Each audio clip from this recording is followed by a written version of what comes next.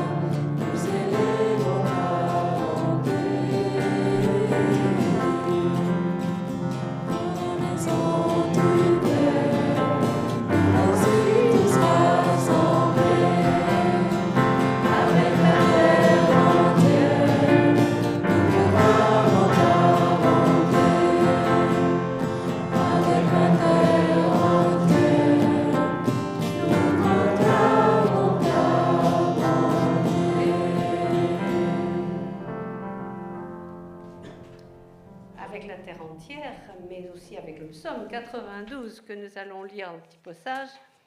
Il est beau de louer l'Éternel et de célébrer ton nom au Très-Haut, d'annoncer le matin ta bonté et ta fidélité pendant les nuits. Sur l'instrument à 10 cordes et sur le luth au son de la harpe, tu me réjouis par tes œuvres, ô Éternel. Et je chante avec allégresse l'ouvrage de tes mains.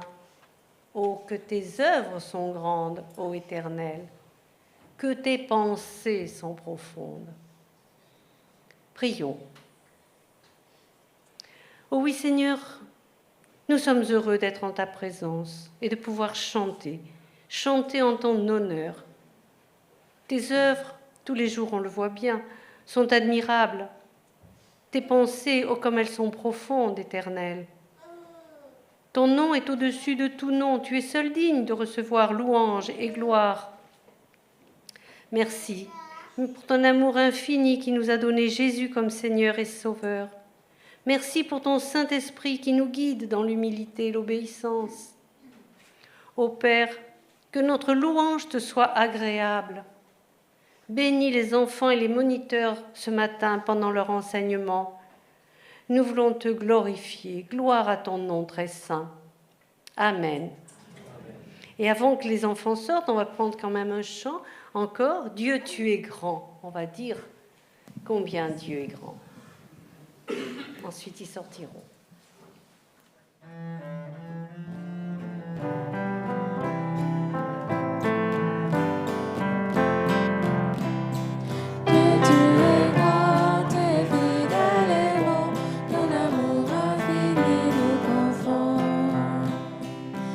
Tu es grand et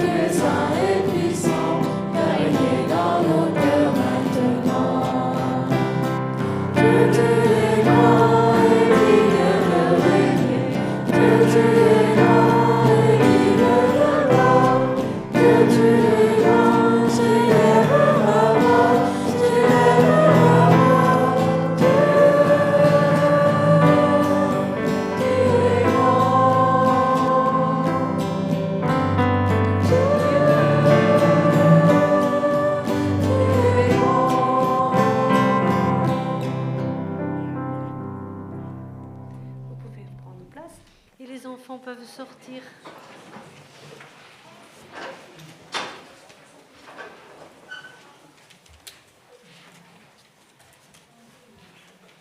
Nous avons un Dieu magnifique et puissant, créateur du ciel et de la terre. Il tient dans sa main la vie et les desseins de tous les hommes. Comment ne pas le louer? Comment ne pas le glorifier? Et pourtant, tant de choses nous tiennent encore éloignés de lui. Notre péché nous égare et nous retient prisonniers. Comme dit Paul aux Romains, « Moi, je suis charnel, vendu au péché, car je ne fais pas le bien que je veux, mais je fais le mal que je ne veux pas. » Ben oui, à cause du péché, nous sommes dans la honte et dans l'accablement, sans perspective et voués à la mort, incapables de rien entreprendre de bien. Que faire? Eh bien, il n'y a qu'une façon d'y remédier, c'est de retourner à l'Éternel, de s'humilier devant lui et de demander pardon. En Joël, je lis le verset suivant, « Déchirez vos cœurs et non vos vêtements, et revenez à l'Éternel votre Dieu, car il est compatissant et miséricordieux, lent à la colère et riche en bonté, et il se repent des maux qu'il envoie. » Je vous propose, pour demander pardon au Seigneur, de le faire avec le chant suivant. On va se lever, c'est le chant « Pardon, Seigneur, pardon », tout simplement.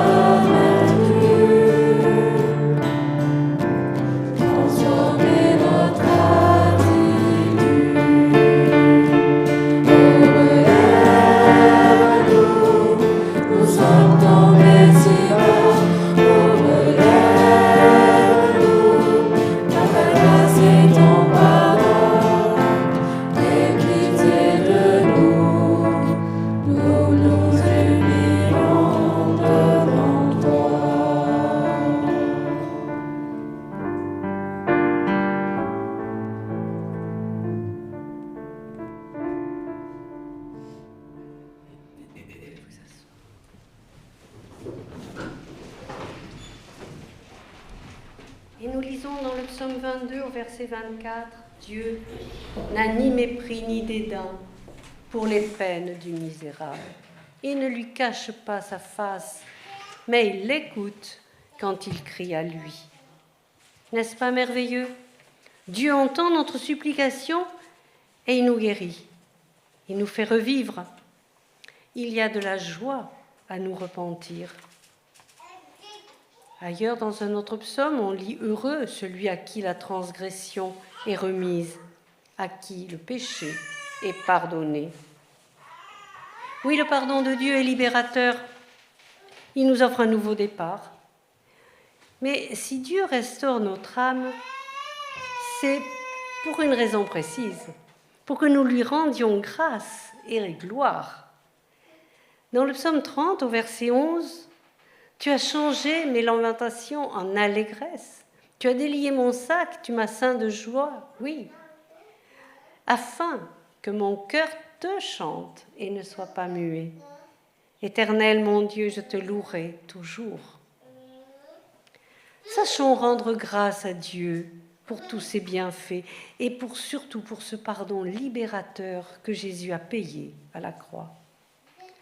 Ce salut qui nous est donné, nous pouvons, grâce à lui, par lui, nous accepter nous-mêmes, sans faux semblant, dans une liberté retrouvée. Il me revient cette parabole de Jésus qui se trouve dans l'évangile de Matthieu, chapitre 18. On va la lire par morceaux. C'est pourquoi le royaume des cieux est semblable à un roi qui voulut faire rendre compte à ses serviteurs. Quand il se mit à compter, on lui en amena un qui devait 10 000 talents. Comme il n'avait pas de quoi payer, son maître ordonna qu'il fût vendu, lui, sa femme, ses enfants et tout ce qu'il avait, et que la dette fût acquittée. Le serviteur, se jetant à terre, se prosterna devant lui et dit « Seigneur, aie patience envers moi, et je te paierai tout. » Ému de compassion, le maître de ce serviteur le laissa aller et lui remit la dette. Normalement, la justice s'applique. La justice, on l'a entendu, c'est récupérer l'argent de la dette, donc vendre tous ses biens, tout ce qu'il faut. Mais dans cette histoire, la supplication du serviteur ébranle tellement le maître qu'il est ému de compassion, au point de remettre entièrement la dette. Et apparemment, c'était une forte dette. Le serviteur devrait sauter de joie, n'est-ce pas? C'est ce qu'on pense. C'est merveilleux pour lui, plus de dettes.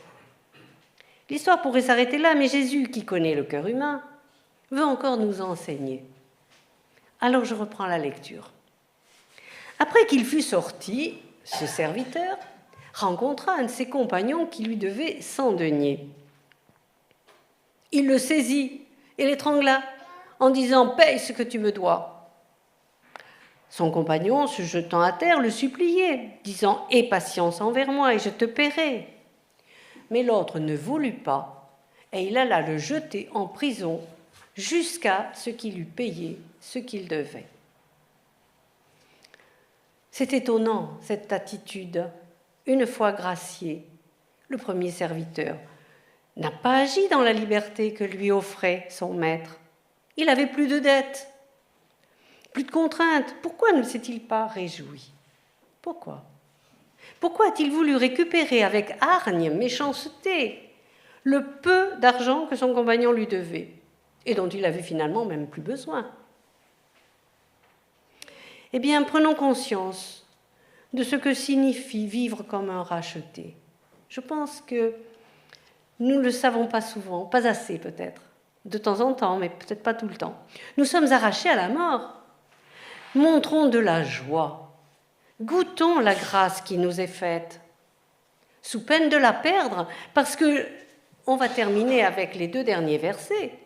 Verset 34, le maître qui a, entre-temps, appris tout ce qui s'était passé, irrité, le livra au bourreau jusqu'à ce qu'il eût payé tout ce qu'il devait. Et Jésus ajoute, c'est ainsi que mon Père céleste vous traitera, si chacun de vous ne pardonne à son frère de tout son cœur. Rassasiés de la bonté de Dieu, nous sommes normalement dans la joie et l'allégresse. Et à notre tour, nous pouvons pardonner de tout notre cœur, laisser aller le frère, la sœur, le voisin, le prochain.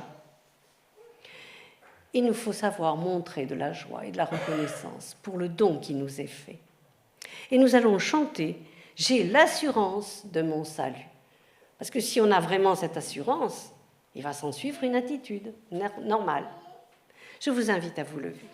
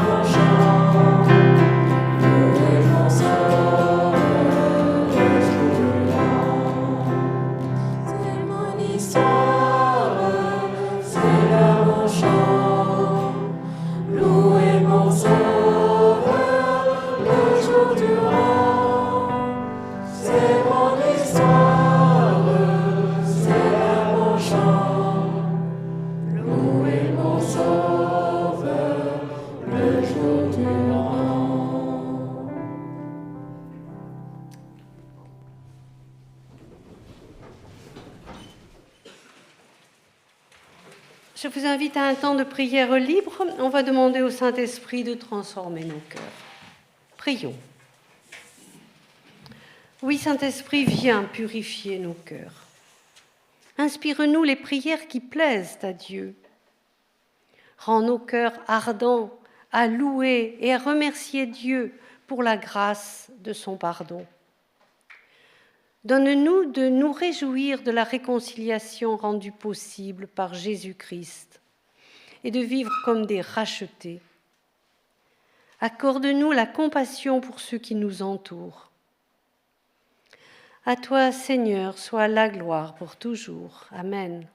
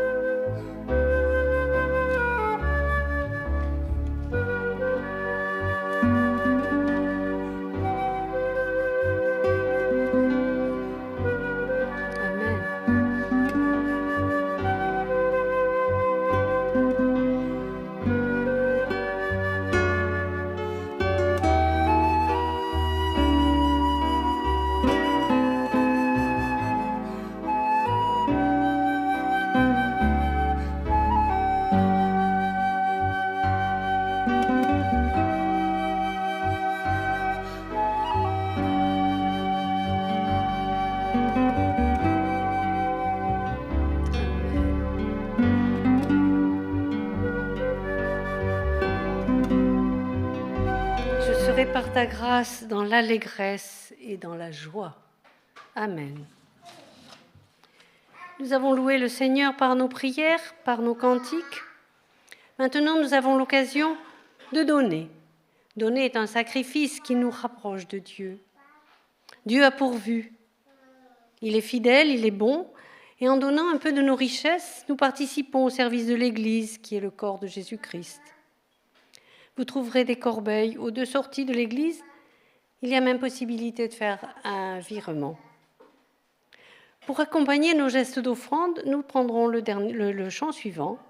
Offrons au Seigneur notre reconnaissance. Voici, je vous invite à vous lever.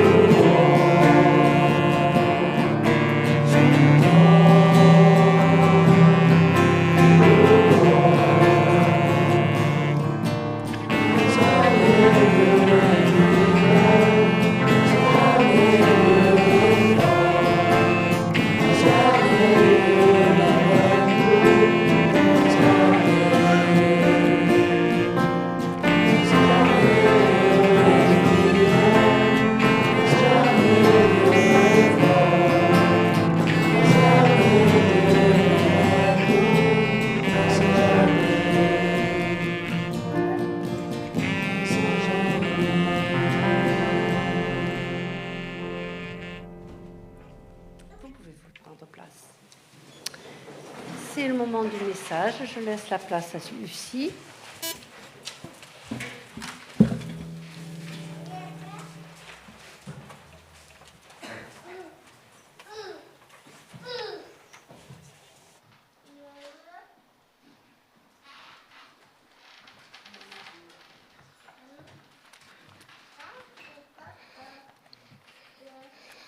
Bonjour. Je ne veux pas vous faire peur, mais il y a quelques semaines, quand j'ai lu le titre d'un article, « L'horloge de l'Apocalypse n'est plus qu'à 89 secondes de la fin du monde », j'ai eu peur. Peur de ne pas avoir assez de temps pour lire jusqu'à la fin de l'article. 89 secondes, même pas 1 minute et demie. Rassurez-vous, j'ai pu finir de lire l'article et aujourd'hui je peux vous expliquer ce titre quand même un peu effrayant. Il existe depuis 1947 une horloge de l'Apocalypse. un concept inventé par un conseil de scientifiques atomiques juste 2 années après la bombe atomique de Hiroshima. Cette horloge de la fin du monde, un indicateur métaphorique, a été créée face à la montée du péril nucléaire et les tensions de la guerre froide. L'année de sa création, l'horloge avait été réglée à minuit moins 7 minutes. En 1991, année de la fin de la guerre froide, l'horloge a le plus reculé pour s'établir à minuit moins 17 minutes. Depuis, les membres de cette organisation ont inclus comme risque, entre autres, les pandémies, la crise climatique. L'horloge avait été modifiée la dernière fois en 2023 pour s'établir à minuit moins 90 secondes. C'était juste avant l'invasion en février 22 de la Russie par l'Ukraine, de l'Ukraine par la Russie. Et le 28 janvier 2025, l'horloge a été avancée d'1 seconde pour s'établir à 23h58 31 secondes. Et le Conseil scientifique écrit dans son communiqué de presse: en 2024, l'humanité s'est rapprochée de plus en plus de la catastrophe.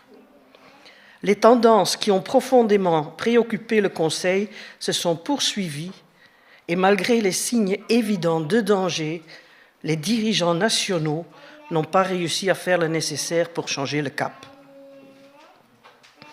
Alors, oui, personne ici ne va nier qu'il y a autour de nous des signes alarmants. Des inondations à répétition dans notre pays, des gigafeux qui détruisent même les villas des milliardaires à Los Angeles, la guerre en Ukraine, les tensions au Moyen-Orient, la pression islamiste en Afrique, les coups d'État, les destitutions de puissants dirigeants, des nouvelles maladies, des épidémies qui se propagent, et je pourrais continuer la longue liste. Mais il y a de quoi s'inquiéter. Et quoi répondre à ces inquiétudes? Jésus n'a-t-il pas dit, dans Matthieu chapitre 26, « Vous allez entendre parler de guerre et de rumeurs de guerre.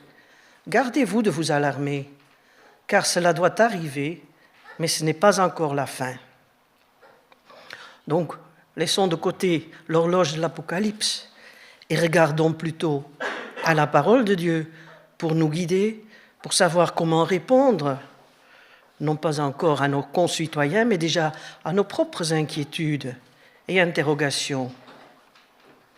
Mais, hélas, exactement le même jour que j'ai lu l'article sur l'horloge de l'Apocalypse, j'ai aussi reçu les statistiques sur la lecture de la Bible, d'après un sondage IFOP en 2024 à la demande de la Fédération protestante. Si j'avais déjà eu chaud avec les 89 secondes avant la fin du monde, les chiffres que vous allez voir à l'écran m'ont fait froid dans le dos. Parmi les évangéliques, 15% ne lisent jamais la Bible, 11% que quelques fois par mois, 8% une fois par mois, 12% plusieurs fois par mois et 39% au moins une fois par semaine. C'est peu, je trouve. Et je n'ose pas vous demander dans quelle catégorie de lecteurs que vous vous situez. 2 mauvaises nouvelles que je lisais le même jour, l'horloge de l'Apocalypse et le baromètre de la lecture de la parole de Dieu, par les siens. Mais heureusement que j'ai lu la parole de Dieu suffisamment pour que dans ma tête, je me suis souvenu, ou plutôt au-dedans de mon cœur, la douce voix du Paraclète me rappelait un verset de la Genèse. Tant que la terre subsistera, les semailles et la moisson, le froid et la chaleur, l'été et l'hiver, le jour et la nuit ne cesseront pas. Tant que la terre subsistera. Et oui, il y a encore des semailles et des moissons, le froid et la chaleur, l'été et l'hiver, même si on peut dire que c'est un peu déréglé. Pour les uns, cela a toujours été comme ça, pour les autres, cela semble s'aggraver. En attendant, ce qui est toujours vrai, c'est qu'il y a des semailles. Et c'est bien ce que le Créateur a voulu. Toujours dans le livre de la Genèse, Dieu dit que la terre donne de la verdure, de l'herbe porteuse de semences, des arbres fruitiers qui portent sur la terre du fruit selon leurs espèces et qui ont en eux leurs semences. Il en fut ainsi. La semence, c'est la première des conditions pour avoir une récolte. Semer est indispensable, mais pourtant, cela semble contre-productif. Le grain, je peux le moudre, faire de la farine, fabriquer mon pain. Sauf que celui qui ne sème pas ne récoltera pas. Choisir entre faire de la farine pour manger du pain aujourd'hui ou mettre une partie du grain en terre pour produire dans plusieurs mois un épi bien garni. Jésus n'a-t-il pas dit « Amen, amen, je vous le dis, si le grain de blé ne tombe en terre et ne meurt, il demeure seul, mais s'il meurt, il porte beaucoup de fruits. » Jésus disait cela en parlant de lui-même. Semer pour récolter, c'est une loi dans le domaine du naturel, mais aussi dans le domaine spirituel. Par exemple, pour produire du grain et faire du pain, il faut croire que cela marche. Semer, produire une récolte, cela commence avec de la foi. Foi que cette semence porte en elle la capacité de produire la récolte. La définition de la foi, c'est une ferme assurance des choses qu'on espère, la conviction de celles qu'on ne voit pas. Le fermier qui met le grain de blé en terre, il a cette assurance que ce grain produira une récolte. Il est convaincu de cette récolte, alors qu'il ne la voit pas encore. Ou comme disait Augustin, un des pères de l'Église vivant au IVe et Ve siècle de notre temps, la foi consiste à croire ce que l'on ne voit pas. Et la récompense de cette même foi est de voir ce qu'on croit. L'auteur de l'Épître aux Hébreux le dit encore autrement. Croire en Dieu, c'est une façon de posséder déjà les biens qu'on espère. C'est être persuadé que les choses qu'on ne voit pas existent vraiment. La foi, c'est voir ce qui n'est pas visible, la récolte. La foi, c'est dire que c'est possible, c'est affirmer que oui, ce que Dieu dit est possible. Le pardon des péchés, la vie éternelle, vivre en communion déjà ici-bas avec le Père, le Fils et l'Esprit Saint. Mais d'où vient la foi ? On pourrait y passer des heures à en discuter. La réponse sera différente selon où on se situe théologiquement, plutôt arminien ou plutôt calviniste. La foi, est-ce un don de Dieu ou le résultat de la volonté de l'homme ? Dieu m'a donné la foi ou moi j'ai décidé de croire en lui ? Puis-je croire en Dieu sans que lui me rende cela possible ? Pouf, on pourrait raisonner autour de la foi. Ce même Augustin, il a été un des premiers à affirmer la complémentarité entre la foi et la raison. Il dit « comprendre pour croire, comprends pour croire et crois pour comprendre ». Il nous faut un minimum de compréhension du message de la Bible pour le croire. Mais il nous faut la foi pour continuer à lire et essayer de comprendre la plénitude du message de l'Évangile. Comprendre pour croire et croire pour comprendre. Une navette qui s'impose. Lire la Bible devait être une conséquence naturelle de notre foi. Lire la Bible, c'est le moyen par excellence pour nourrir notre foi. Lire la Bible, c'est ensemencer pour demain, pour récolter dans notre vie les fruits de cette lecture. Les deux vont ensemble, croire et comprendre, mais pour avancer sur ces deux points, il nous faut lire. Celles et ceux qui lisent la Bible connaissent ce verset. Ainsi la foi vient de ce qu'on entend, et ce qu'on entend par la parole du Christ. Et rappelez-vous l'explication que Jésus a donnée de la parabole du semeur. À 4 reprises, il dit « les gens qui entendent la parole ». Il mentionne ceux qui ne la comprennent pas, et aussi ceux en qui la parole n'avait pas de racines. Et enfin, ceux qui entendent et comprennent, cela porte du fruit. Entendre ou lire. À l'époque de Jésus, beaucoup ne savaient pas lire. À notre époque, beaucoup ne lisent plus de livres. De plus en plus de gens écoutent la Bible dans les écouteurs, en conduisant, à voiture, à bicyclette. Entendre ou lire, peu importe, mais il vous faut votre dose. Sinon, la foi, déposée comme une semence dans votre cœur, ne grandira pas, ne produira pas de fruits, pas de récolte. Entendre et faire un effort pour comprendre. Paul dit aux Romains, tout ce que nous trouvons dans l'Écriture a été écrit dans le passé pour nous instruire, afin que, grâce à la persévérance et au réconfort qu'elle nous apporte, nous possédions l'espérance. Et non un sentiment d'anxiété, d'apocalypse now, de fin du monde. Espérance.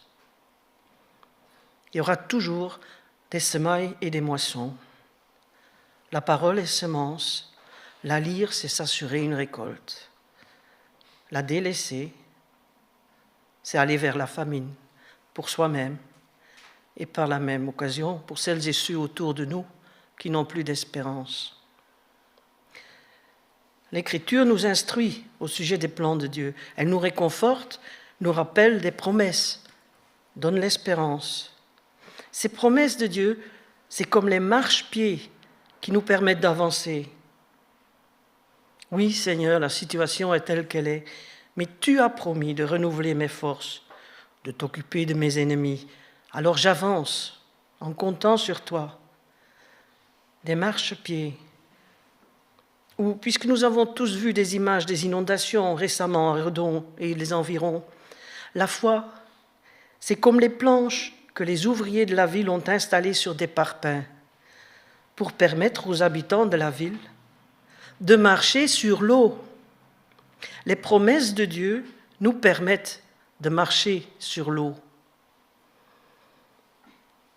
N'empêche que la foi semble pour beaucoup de nos contemporains quelque chose d'obscur. Ils ne nous comprennent pas.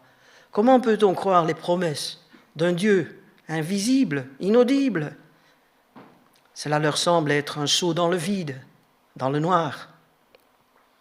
Mais c'est le contraire. La foi n'est pas un saut dans le noir, c'est un saut qui nous fait sortir du noir pour entrer dans la lumière. Et la lumière, c'est encore une de ces conditions pour que les graines semées puissent produire la récolte. Semer, croire et avoir de la lumière pour que la plante pousse, produise du fruit, une récolte. Encore une parole de Jésus. C'est moi qui suis la lumière du monde. Celui qui me suit, qui a foi, ne marchera jamais dans les ténèbres, mais il y aura la lumière de la vie. Alors je reviens encore à mes petites plantes, mes semis. Il leur faut de la lumière, mais quoi encore ? Il y aura toujours des semailles et des moissons, mais à quelles conditions ? Pour ces petits plants, sortir d'une semence déposée en terre, pour qu'ils produisent une récolte, il leur faut des racines. Paul écrit à ces jeunes plantes, ces jeunes chrétiens, « Ainsi donc, comme vous avez reçu le Seigneur Jésus-Christ, marchez en lui, étant enracinés et fondés en lui, et affermis par la foi, d'après les instructions qui vous ont été données, et abondés en actions de grâce. » C'est quoi les racines ? C'est une stabilité dans le temps et dans la matière. Dans le temps, car si on transplante trop souvent une jeune plante, elle ne produira pas du fruit, Elle passera son temps à s'adapter à son nouveau milieu. Stabilité aussi dans la matière, car il n'y a pas deux terrains semblables. À force d'en changer et de rempoter, on crée un stress sur la jeune plante qui s'affaiblit inutilement. Quel est le corollaire dans le domaine spirituel? Un jeune croyant a besoin de développer ses racines en Christ. Un jeune croyant a besoin de stabilité dans le temps et dans la matière. Cela veut dire éviter de changer de terreau trop vite, trop souvent. Les terreaux, ce sont les églises locales. Si la parole a été semée en vous, prenez le temps de prendre racine en Christ. Non pas racine dans une église, mais racine en Christ. Verset 7 dit « Enraciné et fondé en lui et affermi d'après les instructions qui vous ont été données. » Pour s'enraciner en Christ, nous avons besoin d'un enseignement suivi. Pas comme si au lycée, on avait chaque mois un autre prof pour la même matière. On passerait son temps à s'adapter à son style, sa façon d'écrire, sa façon d'interroger. Ce ne sont pas des bonnes conditions pour être enseigné. Ainsi, il est bon de s'enraciner en Christ, d'abord en écoutant les mêmes enseignants, avant de s'exposer à différentes interprétations de la Bible, de doctrines, de façon de vivre la vie chrétienne. Semaille, moisson, il faut des racines, une stabilité pour croître, un terreau, une église. Mais non, on peut très bien être chrétien sans fréquenter une église. Mais alors on passe à côté de beaucoup de choses. Écoutez cette prière de Paul qu'il écrit aux Éphésiens.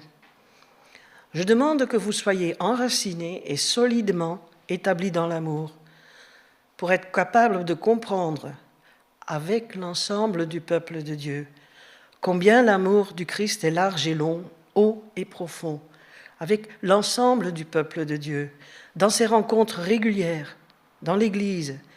Ça, c'est la condition pour comprendre toutes les dimensions, toute la grandeur de l'amour de Dieu. » Et l'auteur de l'Épître aux Hébreux, il ajoute 2 autres raisons pour fréquenter régulièrement une église.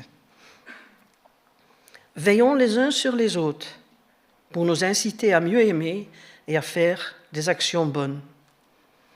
Veiller les uns sur les autres, nous inciter à mieux aimer. Comment aimer l'autre quand on ne le rencontre pas régulièrement? Et inciter à faire des actions bonnes. Bonnes pour qui? Bonnes pour ces autres, l'amour en action, le service rendu. On n'en fera pas beaucoup des actions bonnes lorsqu'on n'est qu'un papillon qui fréquente tantôt cette église, tantôt une autre, tantôt encore une autre. Et enfin, dans ces épîtres aux Hébreux, on lit aussi « N'abandonnons pas nos assemblées comme certains ont pris l'habitude de le faire. » Ce verset est très connu pour sa partie négative. « N'abandonnez pas ». Moins souvent, on cite la deuxième partie, qui est bien plus positive. Au contraire, encourageons-nous les uns les autres, et cela d'autant plus que vous voyez approcher le jour du Seigneur. Encourageons-nous les uns les autres. Comment encourager celui qu'on ne connaît pas, qu'on ne rencontre qu'une ou 2 fois par an? L'Église est source d'enseignement, de communion fraternelle, d'amour, d'œuvres bonnes, d'engagement. La parole semée en vous doit croître pour produire du fruit à la récolte. Vous avez besoin de la lumière de Christ, de prendre racine en lui, de ne pas être une graine qui pousse tout seul ou qui se transplante trop souvent. Alors, laissez faire le cultivateur divin, celui en qui vous avez mis votre confiance et qui vous a placé dans votre église où vous êtes instruit, encouragé, aimé. Pas parfaitement, je le sais. L'église parfaite n'existe pas. Parce que si elle existait, moi et vous, nous ne pourrions pas en faire partie, parce que moi je ne suis pas parfaite, et vous non plus, il me semble. Alors, est-ce que j'ai insisté sur votre Église parce que peut-être les assemblées de Dieu auront bientôt leur Église dans notre rue? Ce n'est pas pour ça que j'en parle, loin de moi. Car, comme certains de vous le savent, j'étais membre des ADD, des Assemblées de Dieu, jusqu'en 2005.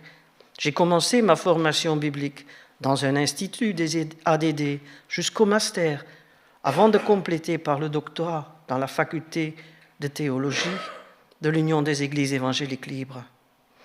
Donc l'église ADD ne me fait pas peur. Et 2 églises dans la même rue, c'est chose courante dans d'autres pays. Et comme il y a beaucoup de Néerlandais, j'en profite. Quand j'ai habité à La Haye pendant 1 an, il y a une énorme avenue où à l'époque, il y avait 73 églises différentes. Elle est très longue, elle fait plusieurs kilomètres, cette avenue. Ce qui m'inquiète, par contre, ce sont ces petits groupes de chrétiens qui font surface autour de Bergerac, autour d'un certain enseignant, voire un itinérant. Mais ce sont des groupes qui n'appartiennent à aucune union d'église. Et une union d'église est quand même le garant pour l'exactitude des doctrines enseignées et pour le comportement moral et éthique du responsable de l'église. Si vous fréquentiez ces petits groupes, là, je suis inquiète. Mais pour ma part, je suis certaine que le seul objectif des ADD est identique au nôtre.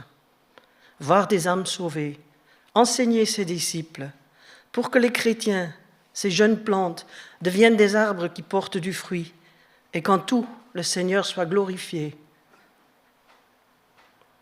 Me voilà à la fin de ce message. J'ai commencé par l'Apocalypse, par tout ce qui peut inquiéter, et pas le moins, ce manque de lecture de la Bible, qui est pourtant notre source d'espérance.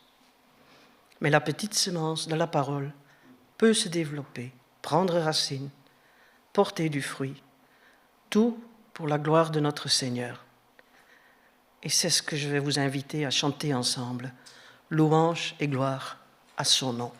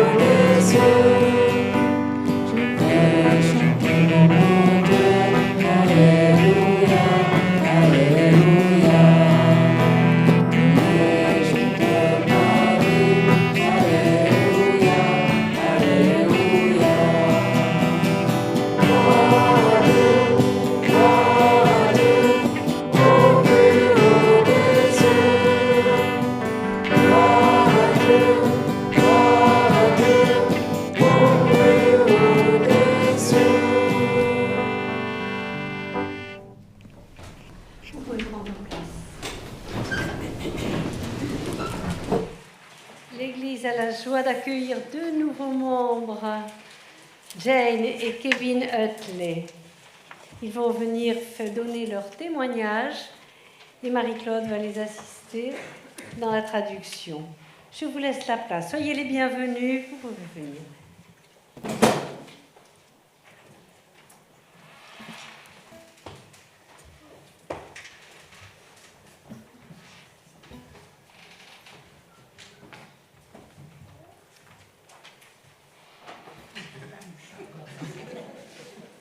On fait une petite danse. Bonjour, je suis Kevin Utley et voici ma femme Jane. Mon français s'améliore, mais n'est pas encore assez bon. Alors, Marie-Claude traduira pour moi, mais Jane est bien plus compétente et parlera elle-même. So we bought a house near Duras 2 years ago, before then retiring, and I retired a month later. Nous avons acheté une maison près de Duras et il y a 2 ans et j'ai pris ma retraite un mois plus tard. Well, Jane commuted until August of this year before then retiring herself. Tandis que Jane a fait le va-et-vient depuis l'Angleterre à ici jusqu'au mois d'août de cette année. So you will have seen our faces here for a little while and heard Jane tootling on her clarinet. Vous nous avez donc vus ici à l'église depuis un certain temps et vous entendez Jane jouer de la clarinette. We've been asked as new members to give our testimonies, so I'll let Jane start. On nous a demandé en tant que nouveaux membres de donner notre témoignage. Je vais donc laisser à Jane la place maintenant. Elle va parler en premier. Merci. Alors, je suis née à Liverpool, au nord-ouest de l'Angleterre. Liverpool est une ville très connue grâce à son football et aussi à la musique. Ma mère fréquentait le Cavern Club, où les Beatles ont lancé leur carrière, donc j'écoutais les Beatles avant même ma naissance. Mon enfance a été remplie de joie, ainsi que de sport et de musique. Mon père était joueur de football. J'étais enfant unique, donc notre maison était plutôt calme et sereine. J'ai commencé à assister à un groupe de jeunes chrétiennes à l'âge de 14 ans, suite à une invitation de mes copines au lycée.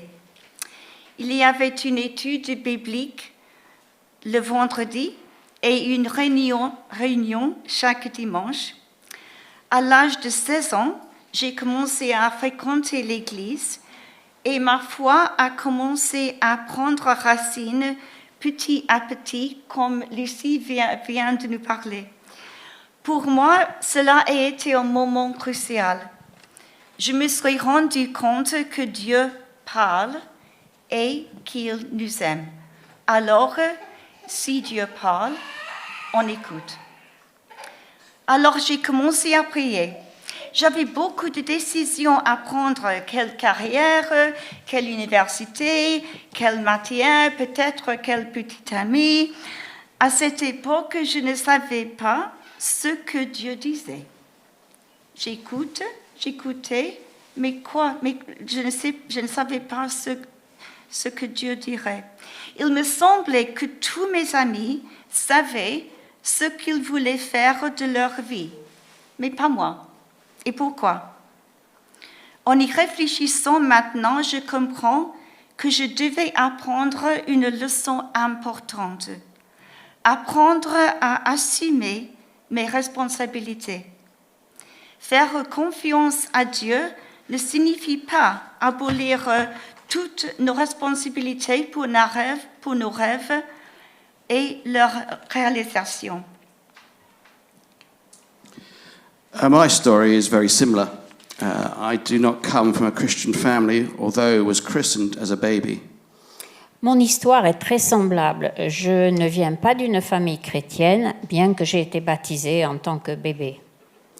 I joined the boy version of Crusader class in Guildford when I was 12, but only went for the sport and the youth club element. J'ai rejoint le club des Crusaders pour garçons à Guildford, c'est un peu comme les scouts, enfin quelque chose comme ça, à l'âge de 12 ans, mais je n'y suis allée que pour profiter des activités sportives et pour le club des jeunes. Never on a Sunday for the Bible class. Je n'y suis jamais allée le dimanche pour l'étude biblique. I also went on the 2-week summer camps. J'ai également participé au camp d'été qui durait 2 semaines. Around the age of 14, a couple of the leaders offered to pick me and my brothers up on a Sunday. Vers l'âge de 14 ans, 2 des leaders ont proposé d'emmener mon frère et moi à l'église. Over the months, it was really the dedication and commitment of the leaders that began to click with the message delivered on Sundays, the Bible studies on Fridays, and particularly the summer camps where you saw the Christian life lived 24/7 for 2 weeks. Au fil des mois, ce sont la détermination et le dévouement des leaders qui ont commencé à faire écho à l'enseignement du dimanche, aux études bibliques du vendredi et particulièrement au camp d'été où l'on vivait 24 heures sur 24 le christianisme pendant 2 semaines. So my faith grew throughout my teenage years, which led me to be confirmed aged 18. Ainsi, ma foi a grandi tout au long de ma jeunesse, ce qui a conduit à ma confirmation à l'âge de 18 ans. Pour moi, ma vie semble avoir plus de sens quand je regarde en arrière plutôt qu'en avant, car je peux alors voir la main de Dieu à l'œuvre et un plan pour ma vie, même si je ne le voyais pas à l'époque. Alors voici une petite histoire concernant Kevin et moi. Nous nous sommes rencontrés alors que nous étions ados. Lui avait 16 ans et moi 15. Nous disons à nos enfants que c'est beaucoup trop jeune pour ça. Nous nous sommes fiancés à 21 ans et avions décidé de nous marier un peu après. Puis, j'ai écouté la voix de Dieu qui m'a dit « Attends un peu. Tu vas d'abord étudier plus et devenir avocate. » Et ça a été en effet ma carrière. Dieu m'a parlé de son temps, pas du mien. Parce que, comme on peut le dire quand Isaïe, chapitre 55, versets 8 et 9, « Car mes pensées ne sont pas vos pensées, et vos voix ne sont pas mes voix, dit l'Éternel. Autant les cieux sont élevés au-dessus de la terre, autant mes voix sont élevées au-dessus de vos voix, et mes pensées au-dessus de les vôtres. » Et j'ajoute entre parenthèses, ces voix sont meilleures que les miennes. Nous avons maintenant 3 enfants, un fils âgé de 31 ans et 2 filles qui sont jumelles, âgées 24 ans, mais complètement différentes l'une de l'autre. Après la naissance de notre fils, je travaillais à mi-temps comme prof de droit à l'université, mais après la naissance des jumelles, je me suis sentie déconcertée, ébranlée. Kevin travaillait beaucoup à l'étranger, alors j'ai pris une pause pour m'occuper des enfants et cela a aussi été une occasion pour m'engager davantage dans l'Église. I left school at 18 and worked at Lloyd's of London, the insurance market, underwriting crime insurance. J'ai quitté l'école à 18 ans et j'ai travaillé chez Lloyd's de Londres en souscrivant des assurances contre la criminalité. Lloyd's of London, c'est une entreprise d'assurance très connue en Angleterre. Commuting, family life, running church youth group for 10 years left little time for anything else, but I managed to squeeze in my passion for cricket, playing most Saturdays until about 5 years ago. Les déplacements, la vie de famille, m'occuper du groupe des jeunes de l'église pendant 10 ans, tout cela me laissait très peu de temps pour autre chose. Mais j'ai quand même réussi à me consacrer à ma passion pour le cricket la plupart des samedis jusqu'à il y a environ 5 ans. I stopped working in the city in my early 50s and went to study disaster management in Newcastle for a year. J'ai arrêté de travailler à Londres au début de la cinquantaine et je suis allée à Newcastle, qui est un peu plus au nord de l'Angleterre, pour y étudier la gestion des catastrophes pendant 1 an. For the last 7 years of my career, I worked with World Vision, the Christian children's charity, implementing insurance programs for the uninsurable. Pendant les 7 dernières années de ma carrière, j'ai travaillé pour World Vision, l'association caritative chrétienne qui est consacrée aux enfants, pour mettre en place des programmes d'assurance pour les personnes non assurables. They were looking for another 7-year stint, and I felt in that case it was time to stop. Ils voulaient renouveler le contrat pour 7 ans de plus, et c'est là que j'ai compris qu'il était temps d'arrêter. Where to retire to? Well, we'd been in Guildford for the previous 50 years. Time for a change and adventure. Mais voilà, où prendre ma retraite? Nous étions à Guildford depuis 50 ans. Il était temps de changer et d'aller à l'aventure, de partir à l'aventure. We looked all around the UK and decided on France. Nous avons regardé partout au Royaume-Uni et finalement, nous avons choisi la France. We chose an approximate area and then started looking for churches.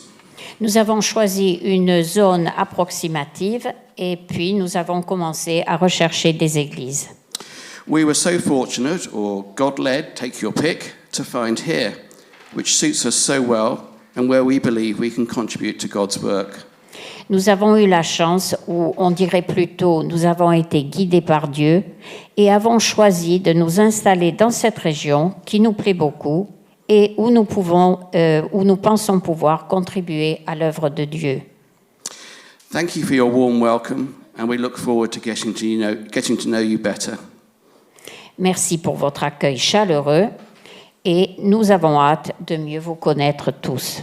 Merci. Merci. Amen. Et merci à vous, Marie-Claude.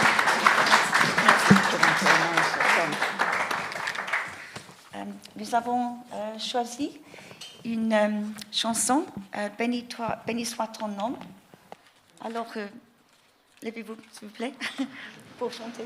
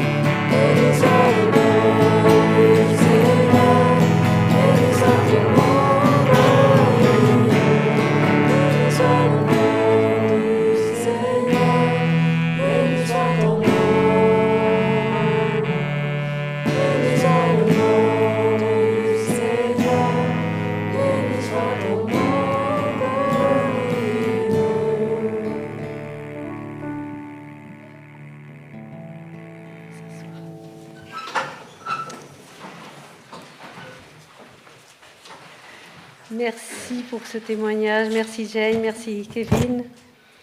Nous avons là maintenant notre temps d'annonce. On va voir petite chose pour cette semaine déjà. Pour vendredi, donc le groupe AFG chez Peter à 10h30 et une rencontre au féminin, c'est pour les dames, à 14h. Voilà, ici. Samedi, répétition du groupe de louanges comme tous les samedis à 14h et un groupe de jeunes à 18h. Ensuite, il y a quelques dates à retenir.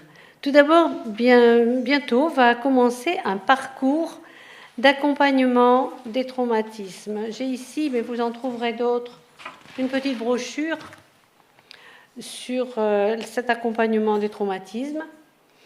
Et votre contact, c'est Jenny Girard. Donc ça va commencer. Et la réunion d'information, c'est celle-là que nous annonçons maintenant. C'est une réunion pour établir les dates, horaires et lieux des séances. Et elle a lieu le 5 mars à 18h30, et c'est ici dans l'église. Je rajoute que cette réunion est ouverte à toutes les communautés chrétiennes de la région. Voilà, ça c'est pour cette semaine qui arrive.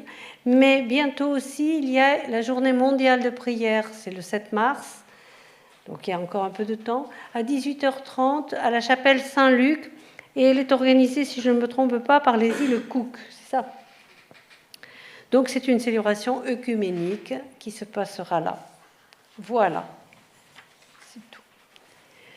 Prions.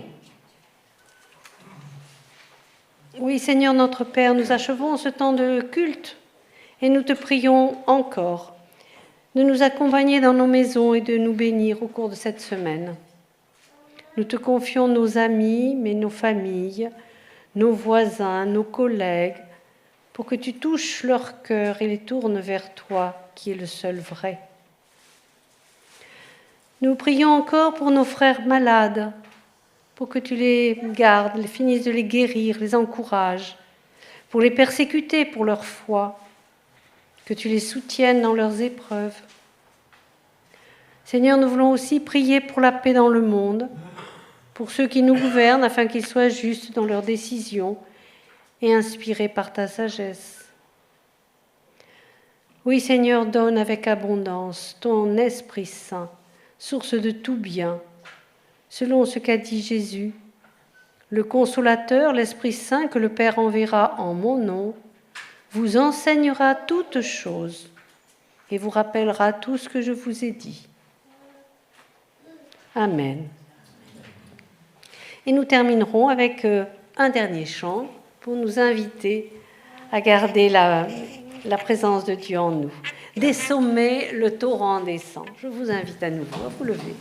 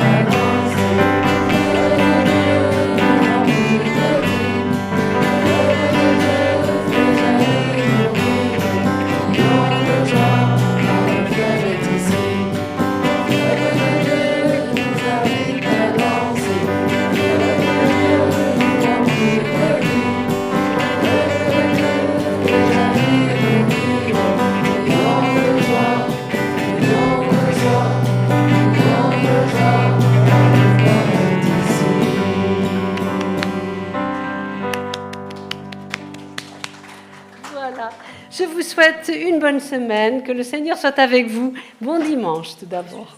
Au revoir.